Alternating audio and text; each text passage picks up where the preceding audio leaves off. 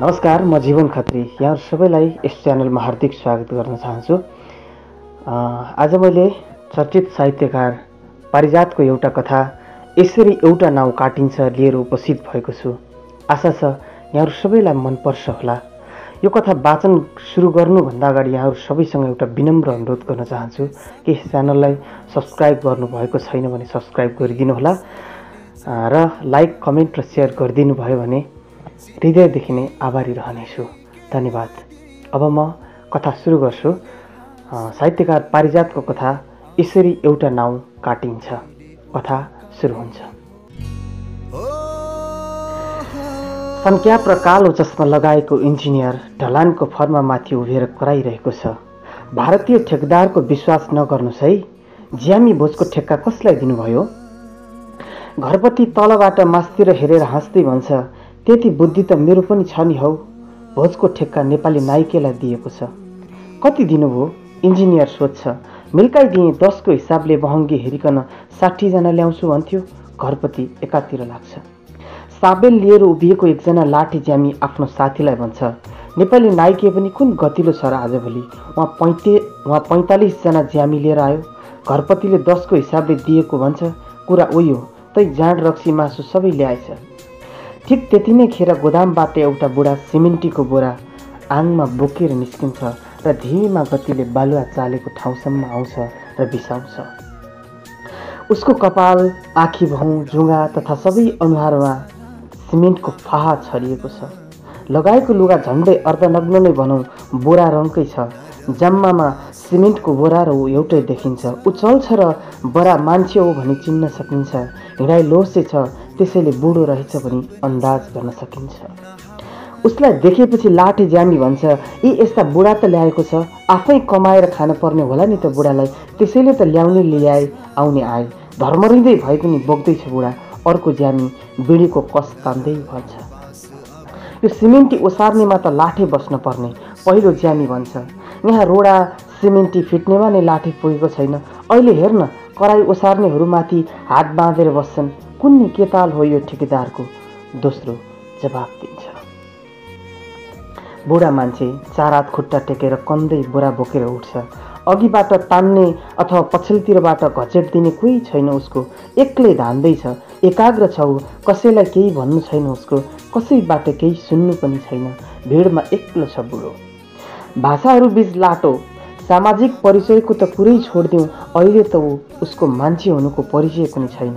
मध्य जेठको तन्नेरी घाम बादल छिचोलेर देखा पर्छ। शिरमा रुमाल बाँधेका ज्यामी महिलाहरू लस्करै उभिएका छन्। ए पानी खाऊ पानी, कोही धोत्रो स्वरमा कराउँछे। पानी भरिएको तुम्लेट आउँछ, रित्तिन्छ, पसिना बग्दै झर्छ। प्राकृतिक अनुहारबाट इन्जिनियर चौतर्फी आँखा डुलाउँदै उभिएको छ। भारतीय ठेकेदार ओझेलमा बसी नोटबुकमा केही लेख्न लागेको छ। आँखाहरू धप्प बलेका छन्। ओठमा रहस्यमय हाँसो आउन खोज्छ, फेरि हराउँछ, मानव सतर्क हुन खोज्छ आफै। गोदाम घरको एकपट्टि विशिष्ट पाहुनाहरूको निम्ति विभिन्न परिकारहरू पाकिरहेका छन्। मासु त 3 थरी नै, कुखुरा, बङ्गुर, खसी। मरमसलाको सुगन्ध छेउछाउमा पर्नेहरू भित्र थुक निल्दैछन्, तर बुढाको घ्राण शक्ति यी सबैसँग अपरिचित छ। यस्तो परिकार कहिल्यै खाएको भए न थाहा हुन्छ। भोक लागेपछि त ऊ साँधीको गुन्द्रुक र मकैको ढिँडो कल्पना गर्छ। पसिना उसको जीवनको साथी हो। पसिना र ऊ सँगसँगै भइरहन्छ। यो भन्दा फरक स्थिति हुँदैन यसको। त्यसैले उसको मान्छेको जीवन भयानक एक रस्तामा डुबेको छ। यस्तो एक रस्ता पशु जीवनमा पनि हुँदैन। ऊ त्यो सनकाप लाएर निरीक्षण गरी हिँड्ने इन्जिनियर र यो बुढोको पसिनामा निकै अन्तर छ। इन्जिनियरको पसिनाले उसलाई त शीतलता दिन्छ, किनकि अलिकति पसिना बगाएर ऊ कमाउँछ। तर बुढा, पसिना साथी भएको बुढा। ए छिट्टो गर, छिट्टो। माथि ज्यामीहरू हात बाँधेर बसिरहेका छन्। 3 बजेसम्म सिद्ध्याउनु पर्छ, अनि 4 बजेपछि भोज खाने। भोजको विज्ञापन दिएर नाइके कराउँदै एकातिर लाग्छ। भुत्रो पनि सिद्धिँदैन 3 बजे। लाठी नै नपुगेपछि जतिसुकै छिट्टो हात चलाए पनि के गर्ने र? त्यही मधिसिया फस्छ नि। लाठीहरू आपसमा कुरा गर्छन्, तर फस्ने कार्यक्रम छैन। भारतीय ठेकेदारसँग ऊ कुटिल हाँसो हाँस्दै ओझेलमा बसिरहेको छ। राजधानीभरि यस्ता घरहरू असङ्ख्य बन्दै छन्। भारतीय ठेकेदारहरू नोटबुकमा हिसाब लेख्दै होलान्। सबै नदी नालाको पानीसँगै पैसा पनि ओह्रालै बग्ने, त्यसै पनि मधिसे व्यापारीलाई नाली भनिन्छ। सोच्दा हुन् नेपाली घरपतिहरू त तर आउँछन् र यही बिहारी ठेकेदार। सोच्दा हुन् नेपाली घरपतिहरू तर आउँछन् त यही बिहारी ठेकेदार।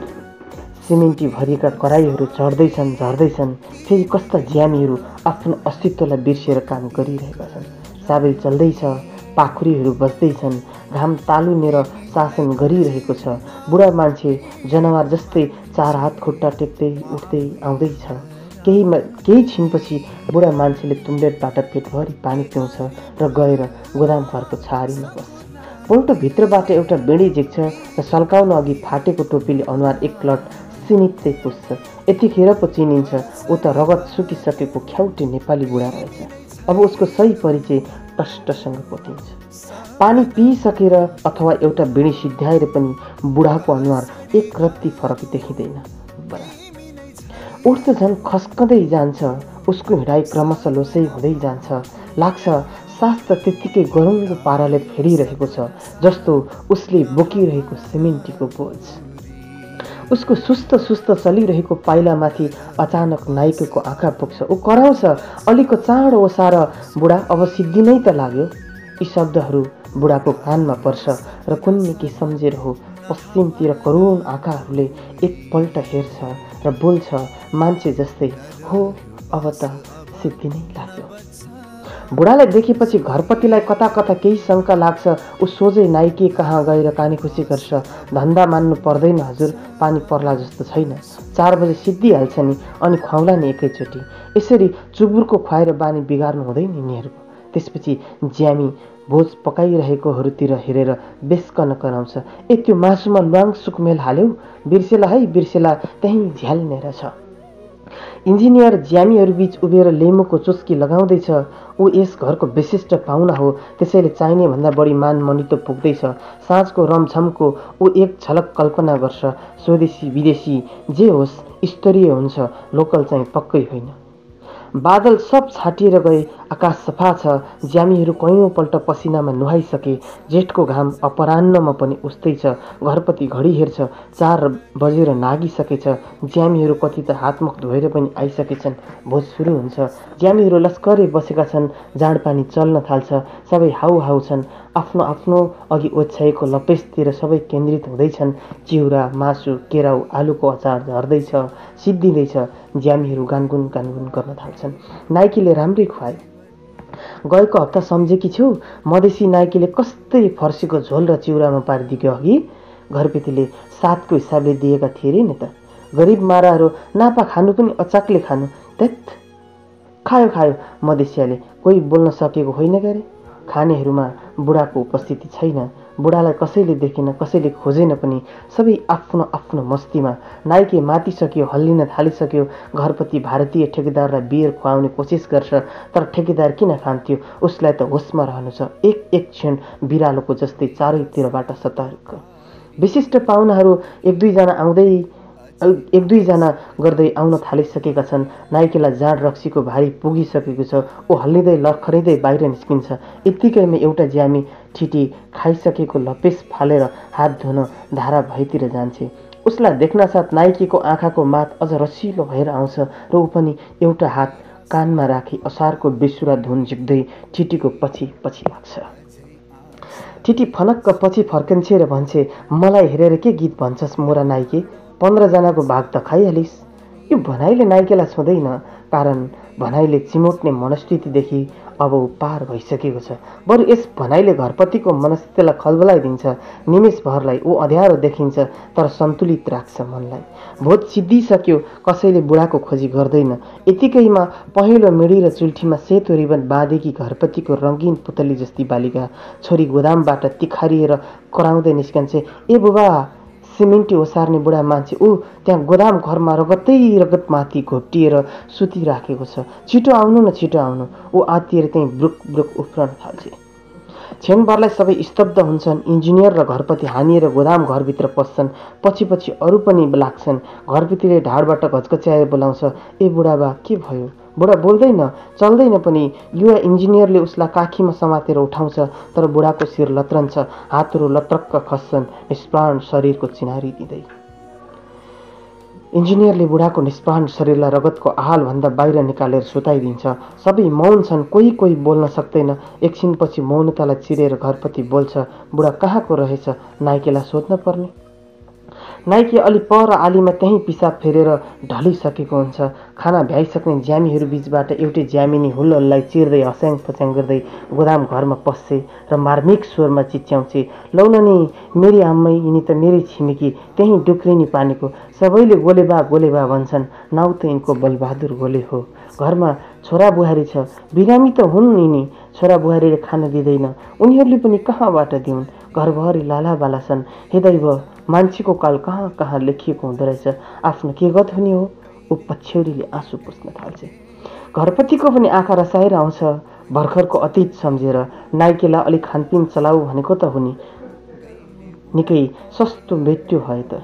त्यसपछि उसलाई लाग्छ इसाराका सारा विशिष्ट खानपिनहरूको स्वाद र सुगन्ध एकसाथ उडिसकेको छ। अब यी बोतलहरूमा कुनै नशा बाँकी छैन।